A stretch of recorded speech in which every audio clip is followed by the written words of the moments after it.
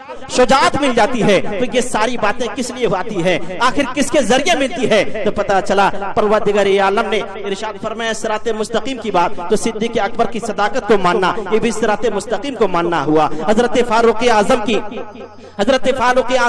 عدالت کو مان لینا یہ تو صراط مستقیم کو ماننا ہوا، حضرت عثمان ذو النورین کی سخاوت کو مان لینا یہ تو صراط مستقیم کو ماننا ہوا، علی مرتضیٰ کی شجاعت کو مان لینا یہ صراط مستقیم کا ماننا ہوا۔ پتہ چلا ہم صدیق اکبر کی باتوں کو ہم نے دل سے تصدیق کر لیا، حضرت فاروق اعظم کی باتوں کو ہم نے دل سے مان لیا، حضرت عثمان ذو النورین کی باتوں کو ہم نے دل سے تصدیق کر لی، حضرت علی مرتضیٰ شیر خدا کی باتوں کو ہم نے دل سے تصدیق کر لی۔ آج سارے صحابہ کے جتنے بھی اقوال اور افعال ہیں، سارے صحابہ کے اوپر ہمارا ایمان ہے کہ سارے صحابہ ان کے جتنے بھی اقوال ہیں، ان کے جتنے بھی افعال ہیں، ہمارا ایمان ان لوگوں کے اوپر ہے، اس لیے کہ میرے نبی صلی اللہ علیہ وسلم نے ارشاد فرمایا تھا، اے میرے صحابیوں سن، صراط مستقیم کس کو کہتے ہیں اور جنتی فرقہ کس کو کہتے ہیں؟ تو سرکار نے ارشاد فرمایا تھا ما انا علیہ و اصحابی، جس راستے پر میں قائم ہوں اور میرے صحابہ قائم ہے اسی کو صراط مستقیم کہتے ہیں، اسی کو جنتی فرقہ بولتے ہیں۔ بولیے سبحان اللہ۔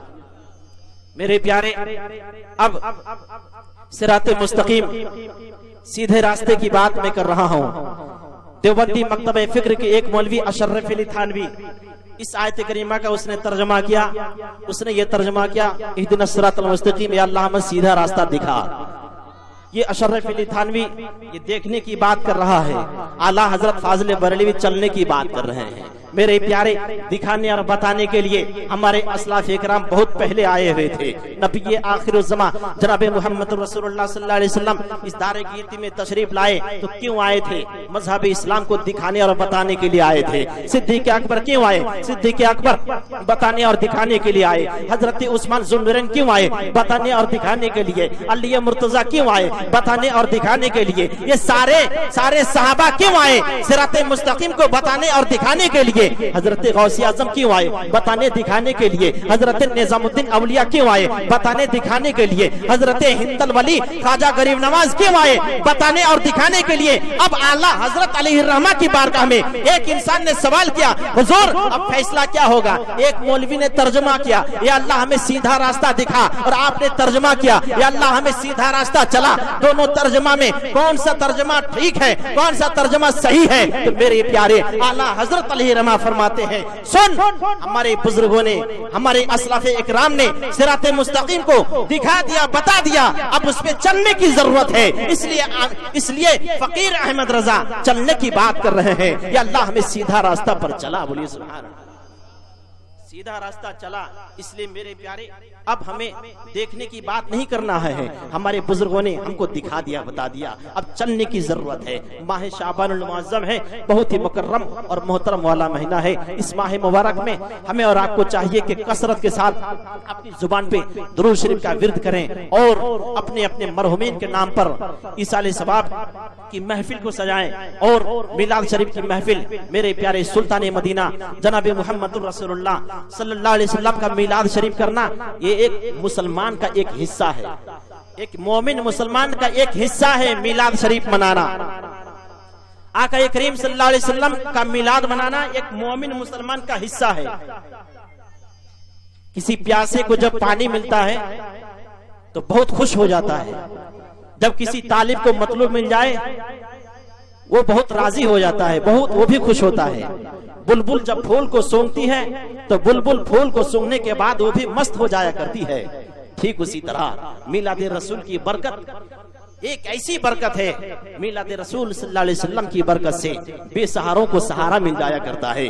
میلاد رسول صلی اللہ علیہ وسلم کی برکت سے بے اولادوں کو اولاد مل جایا کرتی ہے۔ میلاد رسول صلی اللہ علیہ وسلم کی برکت ایک ایسی برکت ہے کہ میلاد رسول صلی اللہ علیہ وسلم کی برکت سے بے مرادوں کو مراد مل جایا کرتی ہے۔ یہ تو کہنا درست ہے، ہم امت مصطفیٰ کے اندر وہ اتنی طاقت نہیں، اتنا ہمارے پاس پاور نہیں، ہم اتنے بڑے عالم نہیں، ہم اتنے بڑے جانکار اور فنکار نہیں ہیں، ہم اتنے بڑے عامل نہیں کہ ہم سرکار دو جہاں جناب محمد رسول اللہ صلی اللہ علیہ وسلم کی زیارت کر سکیں۔ لیکن میرے پیارے آقا کریم کی بارگاہ میں نہ ہی دولت دیکھی جاتی ہے، نہ ہی مال دیکھا جاتا ہے، نہ ہی لوگوں کی تعداد دیکھی جاتی ہے، بلکہ دیکھا ہی جاتا ہے تو صرف دلوں کا حال دیکھا جاتا ہے۔ اس لیے سنی مسلمان بھائیوں، اللہ کا فضل و کرم ہے، ہمارا دل صاف ہے، ہمارا ایمان محفوظ ہے، ہمارا عقیدہ درست ہے۔ اس لیے اے مسلمان بھائیوں، جب آپ کا ایمان بھی درست ہے، آپ کے ایمان میں پختگی بھی ہے اور آپ کا عقیدہ بھی درست ہے، تو سارے فرائض ہمارے اوپر ہے، سارے قوانین ہمارے اوپر، سارے اصول اور سارے قواعد میرے اوپر ہے۔ نماز پڑھنا یہ میرے لیے، زکات کی ادائیگی کرنا یہ میرے لیے، روزہ رکھنا یہ سب آپ کے اور میرے لیے، حج کی ادائیگی کرنا سب مومن مسلمانوں کے لیے ہے۔ لیکن آج کا مسلمان رفتہ رفتہ مسجدوں کو آباد کرنا چھوڑ ہی دیے۔ آج انسان کو دیکھا جاتا ہے مسلمان زکات کی ادائیگی سے بہت دور ہوتے ہوئے نظر آتے ہیں۔ مسلمان جس کے اوپر حج فرض ہو چکا ہے، آج صاحب استطاعت ہونے کے باوجود بھی وہ حج کو ادا نہیں کرتا۔ بہت سارے ایسے افراد ہیں جو صحیح و سالم ہیں، جس کی صحت بھی بہت اچھی ہے، لیکن اس کے باوجود بھی وہ ماہ رمضان المبارک میں روزہ نہیں رکھا کرتے۔ میرے پیارے، یہی وہ مبارک تاریخ ہے، یہی وہ مبارک رات ہے میرے پیارے، جس کو ہمارا عرفہ کی رات کہتے ہیں۔ کل جو رات آنے والی ہے اس کو شب برات کہتے ہیں۔ ماہ شعبان المعظم کی 15ویں تاریخ کو شب برات کہتے ہیں۔ اب ذرا دیکھیے، ماہ شعبان کی 15ویں تاریخ کو، ابھی آپ میلاد شریف میں آپ بیٹھے ہیں، تو ماہ رمضان المبارک میں روزہ رکھنا وہ تو ہر حال میں رکھنا ہی پڑے گا، ہر حال میں رکھنا ہی پڑے گا، وہ فرض ہے۔ باقی ماہ رمضان کے علاوہ جتنے بھی مہینے ہیں ان مہینوں میں روزہ رکھنا نفل ہے، چاہے آپ رکھیں یا نہ رکھیں۔ رکھیے گا تو آپ کو نیکی ملے گی، ثواب ملے گا، نہ رکھنے پر آپ گناہگار خطاکار نہیں ہو جائیے۔ لیکن ماہ رمضان میں اگر کوئی انسان جان بوجھ کر اگر روزہ نہیں رکھا، اگر کسی نے ایک روزہ نہیں رکھا تو بعد میں پھر اس کی قضا کرنا پڑتا ہے۔ لیکن اگر کوئی انسان ماہ رمضان المبارک میں روزہ رکھ بھی لیا اور روزہ رکھنے کے بعد دن کو جان بوجھ کر اس نے روزہ کو توڑ دیا، تو اب مسئلہ یہ ہے کہ اس انسان کو چاہیے کہ مسلسل ایک روزے کی وجہ سے 60 روزے کو مسلسل رکھنا پڑے گا، 60 دن تک روزہ رکھنا پڑے گا، اور اگر بیچ میں پھر ناگا ہو جائے تو پھر مسلسل 60 کو رکھنا پڑے گا۔ اور اگر 60 روزہ رکھنے کی حیثیت نہ ہو، طاقت نہ ہو، تو 60 مساکین اور غربا کو 2 ٹائم پیٹ بھر کے کھانا کھلانا پڑے گا۔ اب میرے بھائیوں، اب سوچئے تو صحیح، پروردگار عالم کی جانب سے یہ ہمارے اوپر فرض ہے، لیکن آج ہم اور آپ روزہ بھی نہیں رکھا کرتے۔ اور ماہ رمضان کے علاوہ چاہے ماہ شعبان کی بات کریں، چاہے یہ کیا کہتے ہیں ماہ شوال کی بات کریں، یا ماہ محرم الحرام کی بات کریں، جب اس ماہ مبارک کے بارے میں ہمارے علماء بتاتے ہیں حدیث پاک کی روشنی میں، اس مہینے میں ایک روزہ رکھ لو، اتنا ثواب ملے گا، اتنا روزہ رکھ لو، تم گناہوں سے صاف اور ستھرا ہو جاؤ گے۔ یہ تو بات صحیح ہے میرے پیارے۔ اس سے پہلے بھی میں نے آپ کو بتایا کہ جو مومن بندہ، جو امت مصطفیٰ کا کوئی بھی فرد اس ماہ شعبان المعظم کی 15ویں تاریخ کو شب برات میں صرف نماز نفل 12 رکعت کو ادا کر لیتا ہے، اللہ کے حبیب ارشاد فرماتے ہیں کہ جو میری امت کا فرد ماہ شعبان کی 15ویں تاریخ کو 12 رکعت نماز نفل کو ادا کر لیتا ہے، تو وہ انسان ایسے گناہوں سے پاک اور صاف ہوتا ہے جیسے ابھی وہ ماں کے پیٹ سے جنم لیا ہو۔ میرے پیارے، گناہ سے صاف اور ستھرا ہو جانا تو صرف ایسے ہی نہیں فرمایا، میرے نبی نے ایسے ہی نہیں فرمایا، بلکہ میرے نبی نے اس طریقے سے فرمایا کہ میری امت کا فرد، جو میری امت کے اوپر جو نماز فرض ہے، پہلے اس کو تو انجام دینا ہی پڑے گا۔ اس کے علاوہ اگر میری امت کا فرد چاہے کہ ہم گناہوں سے صاف اور ستھرا ہو جائیں، تب ماہ شعبان میں روزہ رکھا کیجئے، ماہ شعبان میں آپ نیکیوں کا کام کیجئے، ماہ شعبان میں آپ غربا کو کھانا کھلائیے، آپ مسکینوں کی دیکھ ریکھ کیجئے اور ننگوں کو کپڑا پہنائیے، یہ تو ثواب جاریہ کا کام ہے۔ لیکن اے مسلمانوں، اگر آپ چاہتے ہیں کہ ہماری زندگی ایک صحیح زندگی ہو جائے، ہم اپنی زندگی کو ایک انمول زندگی بنا لیں، اے مسلمان بھائیوں، شریعت مصطفیٰ کے دائرے کے مطابق آپ ہر کام کو انجام دینے کی کوشش کریں، شریعت مصطفیٰ سے باہر جانے کی کوشش نہ کریں۔ کسی بھی معاملے میں ہو، جس کام کے لیے آپ اپنے قدم کو بڑھائیں تو شریعت مصطفیٰ کے دائرے کے مطابق کریں۔ اللہ رب العزت آپ کی کامیابی اسی میں رکھا ہے میرے پیارے، اور آپ کی کامیابی پھر کون سی ملے گی؟ آپ کی دنیا بھی سنور جائے گی، آپ کی آخرت بھی سنور جائے گی۔ بولیے سبحان اللہ۔ درود شریف پڑھیے، اللہم صلی علی سیدنا شفیعنا حبیبنا نبینا مولانا محمد بارک وسلم۔ صلو علیہ الصلوۃ والسلام علیک یا رسول اللہ صلی اللہ علیہ وسلم۔ اچھا اب اگر کوئی چاہے کہ ماہ شعبان المعظم میں شب بیداری کرنا ہو، جس کو رات جاگنا ہو، تو اس انسان کو چاہیے کہ ماہ شعبان کی 15ویں تاریخ کو، یعنی کل کے ڈیٹ میں، کل جو آنے والی رات ہے، اس رات کو ہمیں اور آپ کو چاہیے کہ 100 رکعت نماز نفل کو ادا کریں۔ 100 رکعت نماز نفل، اس نماز کو صلاۃ الخیر کہتے ہیں۔ صلاۃ الخیر یہ جو نماز ہے، اس نماز کو ہمارے بزرگان دین پہلے جو ہے جماعت کے ساتھ پڑھا کرتے تھے، یعنی با جماعت اس نماز کو پڑھا کرتے تھے۔ صلاۃ الخیر کی فضیلت حدیث پاک میں بہت زیادہ ہے، اور صلاۃ الخیر جو نماز ہے، اس کو پڑھنے کا طریقہ یہ ہے کہ ہر 2 رکعت میں آپ سلام پھیریں، اور ہر رکعت میں سورہ فاتحہ کے بعد جو سورہ ملاتے ہیں، تو سورہ ملاتے وقت سورہ اخلاص قل هو اللہ احد کو 10 دفعہ پڑھنا ہے۔ تو 2 رکعت میں 20 دفعہ، 4 رکعت میں 40 دفعہ، اس طریقے سے 100 رکعت نماز کو پڑھنا پڑے گا۔ بیچ میں چاہے تسبیح، آپ تحلیل پڑھیے، ذکر مصطفیٰ کیجئے، لا الہ الا اللہ پڑھیے، یا لا الہ الا انت سبحانک انی کنت من الظالمین، اور یہ جو تسبیحات ہیں، ان تسبیحات کو بھی آپ پڑھ سکتے ہیں۔ اور اگر نہیں بھی پڑھنا ہو تو کم سے کم آپ قرآن حکیم کی آپ تلاوت کیجئے۔ سب سے اچھا طریقہ یہ ہے کہ ایک مومن مسلمان کے لیے ماہ شعبان کی 15ویں تاریخ کو، جس کو رات جاگنا ہو، قرآن کی تلاوت کرنا اگر آپ کو آتا ہو، تو سب سے اچھا اور بہتر طریقہ یہ ہے کہ آپ قرآن شریف کی تلاوت کیجئے، اس لیے کہ جہاں پہ قرآن کی تلاوت ہوتی ہے وہاں سے شیطان دور ہوتا ہوا نظر آتا ہے۔ آپ مسجد میں پہنچے یا نہ پہنچے، تو کم سے کم آپ اپنے گھر کو شیطان کے وسوسے سے آپ محفوظ رکھیں، شیطان کے مکر و فریب سے آپ بچائیں۔ اگر آپ چاہتے ہیں کہ ہمارا گھر شیطانی وسوسے سے محفوظ ہو جائے، ہمارا گھر شیطان کے مکر و فریب سے محفوظ رہے، تو آپ گھر کے اندر قرآن کی تلاوت کرو، اور گھر کے اندر تسبیح اور تحلیل، تسبیحات کا ورد کرو، درود شریف کا ورد کیجئے۔ اسی میں پروردگار عالم جو ہے شیطان کو دور کر دے گا۔ پھر آپ اپنی زبان سے دوسروں کو، جو مریض ہو کے یا جو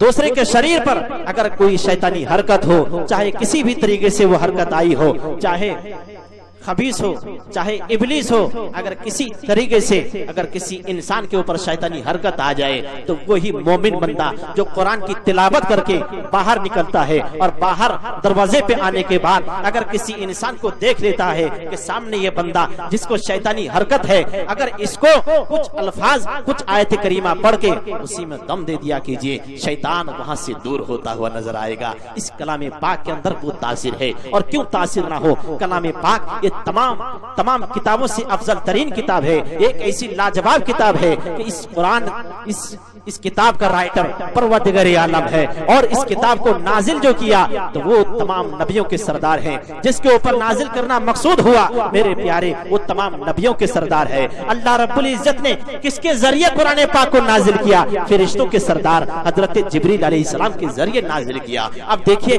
فرشتوں کے سردار حضرت جبریل ہیں، اور قرآن کا رائٹر پروردگار عالم ہے، اور جس کے اوپر قرآن نازل ہو رہا ہے وہ تمام نبیوں کے سردار ہیں، تو بھلے قرآن کریم کیسے افضل نہ ہو؟ پروردگار عالم نے ارشاد فرمایا، ذالک الکتاب لا ریب فیہ، یہ بلند رتبہ کتاب ہے جس میں شک کی گنجائش نہیں۔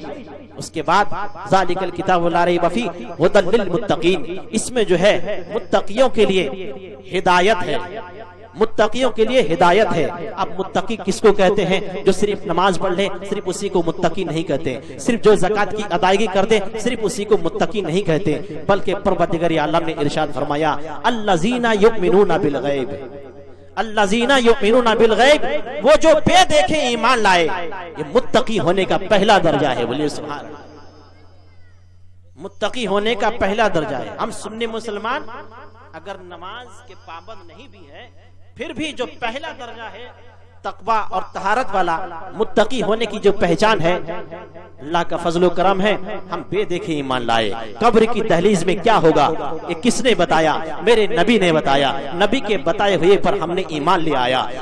اور پل صراط پہ ہم سب کو جانا ہے، پل صراط پار ہونا ہے، پل صراط یہ بال سے زیادہ باریک، تلوار سے زیادہ تیز ہے۔ یہ ساری باتیں کس نے بتائی؟ میرے نبی صلی اللہ علیہ وسلم نے بتائی۔ تو یہ ساری باتیں جو ہیں غیب والی باتیں ہیں، تو غیب کی باتوں پر ہم نے ایمان لایا، سرکار کے کہنے پر ایمان لایا۔ تو ساری ساری کی ساری یہ باتیں جو غیب کی باتوں پر ایمان لائے اور جو نبی صلی اللہ علیہ وسلم کو غیب نہ جان لے اسی کو سنی مسلمان کہتے ہیں۔ اس لیے میرے پیارے بھائیوں، تو اس کے بعد ہم بے دیکھے ایمان لائے، اس کے بعد پھر پروردگار عالم نے ارشاد فرمایا الذین یؤمنون بالغیب ویقیمون الصلاۃ، اور جو نماز قائم رکھے، جو نماز کو قائم کرے، جو نماز پڑھے، وہ بھی متقی ہونے کا دوسرا درجہ رکھتا ہے۔ بولیے سبحان اللہ۔ متقی ہونے کا پہلا درجہ یہ ہے کہ اس کا ایمان اور عقیدہ درست ہو۔ ہمارا ایمان اور عقیدہ درست ہے، اس لیے ہم متقی ہیں۔ اس کے بعد دوسرا درجہ یہ ہے کہ ایک مومن مسلمان کے اوپر جو نماز فرض ہے اس نماز کو پڑھے، یہ متقی ہونے کا دوسرا درجہ ہے۔ یہاں سے اس بات کی دلیل ملتی ہے جو لوگ غدار رسول ہیں، جیسا کہ وہابی، جیسا کہ دیوبندی، جیسا کہ قادیانی، جیسا کہ شیعہ، یہ جتنے بھی فرقہ باطلہ ہیں، یہ لوگ تو نماز پڑھتے ہیں، یہ لوگ بھی زکات دیتے ہیں، یہ لوگ بھی روزہ رکھا کرتے ہیں، یہ لوگ بھی حج کی ادائیگی کرتے ہیں، لیکن اے مسلمانوں، متقی ہونے کا جو پہلا درجہ ہے کہ غیب کی باتوں پر ایمان لانا، وہ جو بے دیکھے ایمان لائے، رسول پاک صلی اللہ علیہ وسلم ساری باتوں کو جو آج سے 1400 سال پہلے جو آپ نے فرما دیا، آج وہ ساری باتیں میرے سامنے آ رہی ہیں، لیکن ان باتوں کو ان وہابیوں نے نہیں مانا، ان باتوں کو سرکار دو جہاں صلی اللہ علیہ وسلم کی باتوں کو ان لوگوں نے نہیں مانا، جس کی بنا پر ہم سنی مسلمان اس کو مسلمان نہیں سمجھتے، اس لیے اس کی نماز بارگاہ رب العزت میں مردود ہوا کرتی ہے، سنی مسلمانوں کی نماز بارگاہ رب العزت میں مقبول ہوا کرتی ہے۔ درود شریف پڑھ لیجیے، اللہم صلی علی سیدنا شفیعنا حبیبنا نبینا مولانا محمد بارک وسلم صلی اللہ علیہ وسلم وسلام علیکہ یا رسول اللہ صلی اللہ تعالی علیہ وسلم۔ اب میں یہی سے میں اپنی گفتگو کو ختم کرتا ہوں۔ دوران خطابت کہیں لغزش ہو گئی ہو، میں بارگاہ رب العزت میں توبہ کرتا ہوں۔ میرے ساتھ سبھی لوگ پڑھ لیجیے، استغفر اللہ ربی من کل ذنب واتوب الیہ، لا الہ الا اللہ محمد رسول اللہ صلی اللہ علیہ وسلم۔ اب میں بلا تاخیر حضرت علامہ مولانا قمر الدین صاحب رضوی سے میں گزارش کروں گا کہ آپ صرف یہاں پہ تشریف لائیں اور ایک نعت شریف ہم سامعین کے قلب